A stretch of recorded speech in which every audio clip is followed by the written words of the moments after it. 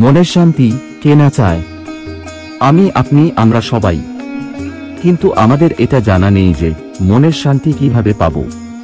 মনের শান্তি লাভের একমাত্র উপায় কি? মনের শান্তি কিভাবে পাব? হ্যাঁ, আজ আপনাদের স্বামীজির সে রকমই একটি মহামূল্যবান গল্প শোনাব।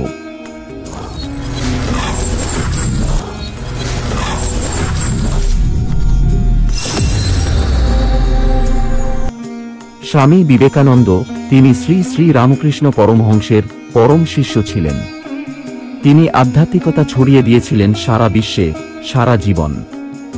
দেশ বিদেশের মানুষ তার বক্তৃতা শুনতে ছুটে আসতেন।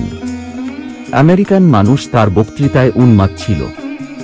একবার এক ব্যক্তি, যিনি বিভিন্ন সাধু ব্যক্তিদের পরামর্শ অনুসারে মানসিক শান্তি লাভের জন্য বিভিন্ন পদ্ধতি চেষ্টা করে ক্লান্ত হয়ে পড়েছিলেন, তিনি স্বামী বিবেকানন্দের কাছে এসে বললেন, স্বামীজি, আমি একটি বন্ধ ঘরে বসে ঘন্টার পর ঘন্টা ধ্যান করি, কিন্তু আমি মানসিক শান্তি পেতে সক্ষম নই।